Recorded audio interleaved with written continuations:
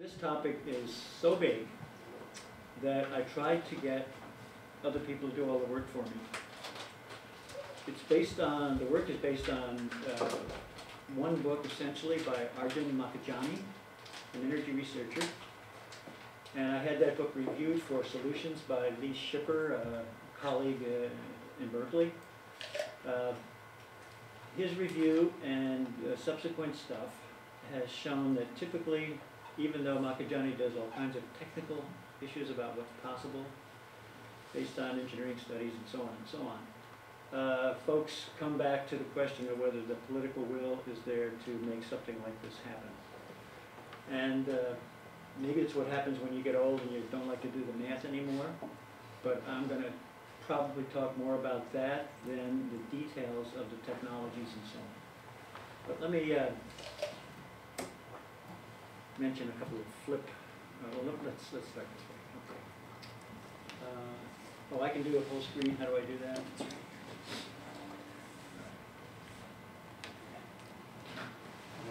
All right, well, that's a hard diagram to see, but that is the spaghetti diagram for energy flow in the U.S. economy last year. About 95 quads. We actually got up to about 100 quads. Quad is 10 to the 15th BTUs per year, so it's annual.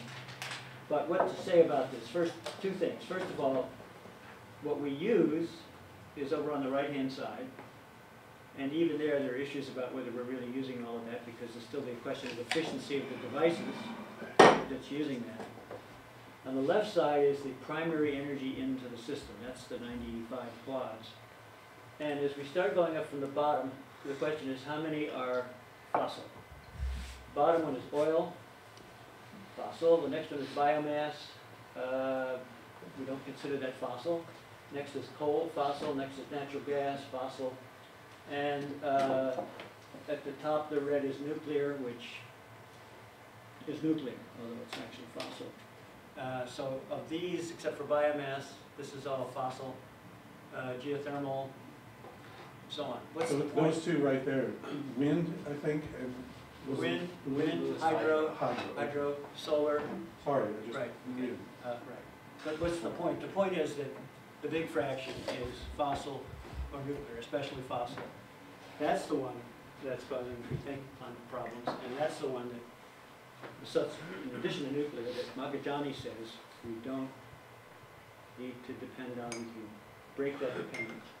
The debate, one of the big debates is, yeah, we can try to get off carbon, but if we do that, don't we need nuclear as well? Can we do both? He says yes. So what's my answer to you? There you go. End of talk. Any questions?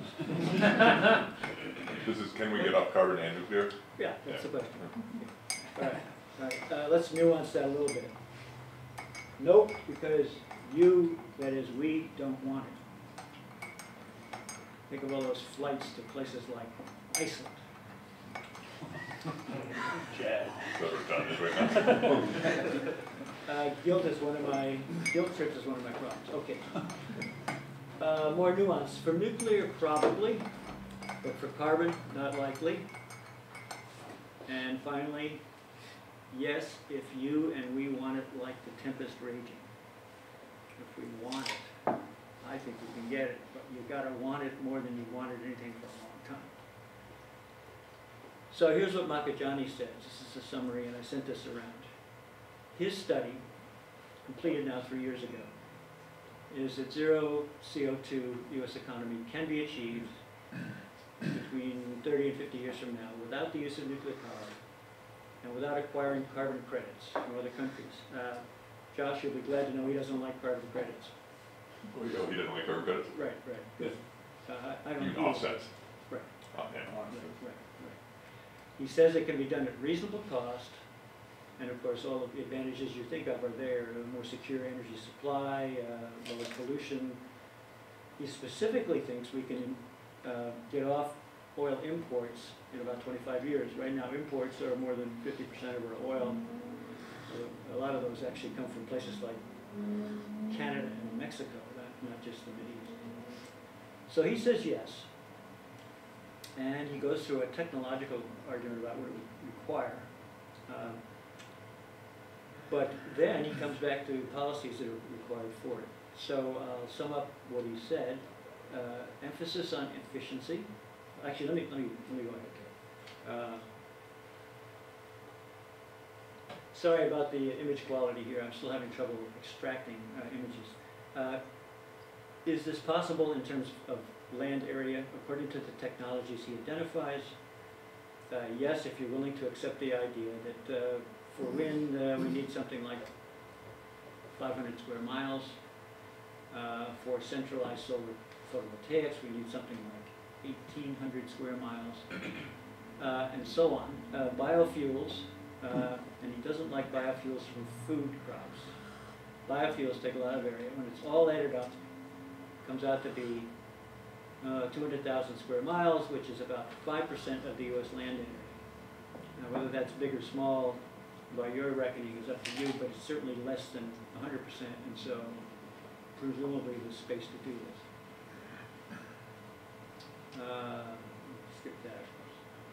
What Makajani does say in his statements is efficiency has to be the foundation of all of this. No argument there. And here are his general conclusions. What he wants, now that he's talked about the feasibility, and this is what I want to stress. Right at the top of the list is cap and auction on fossil fuels. He's got a little break point. If you're a small user, it doesn't apply to you. And I just would point out that that break point, which he says is 100 billion BTUs per year, is a lot more than what your house uses, typically in your car, something like 700 million. So it wouldn't be coming down on you directly. However, for small users, it would come down indirectly because you're using grid electricity, most of you, which is already covered by point 1. And he thinks that the fossil use by small users like you and me would be covered by efficiency standards for buildings and vehicles. So number 2, besides the cap and auction, which is sort of a top-down thing on price, ultimately, he also wants efficiency standards. In addition, and you've heard all these things before, but I guess my point is, even though you've heard them, they keep coming back, so there must be something to them. Get rid of the subsidies for fossil, nuclear, and biomass and food crops. He doesn't mind subsidies for biomass, but he doesn't want it for food crops. In addition, he wants number 4 and 5, to me don't look that big, but he wants the Fed to purchase very efficient buildings and vehicles and so on. Government contracting to favor companies with low carbon footprint. And considerable increase, big bucks, in government research development and demonstration of renewable or friendly energy. Recently, this is 07, he has had a statement which I also sent around. He basically had to continue his statement knowing that number 1 is dead for the nonce. And as I read what he had to say there was, he's still promoting these other things, but he sounded like he was a little crestfallen. As if he no longer could really say that we could do it all. But that's my reading of it. This is what he said in 2010 at the end of that statement. None will be easy. It will require energy and carbon policy capable of redirecting the massive capital investment in fossil fuels. Difficulties are political.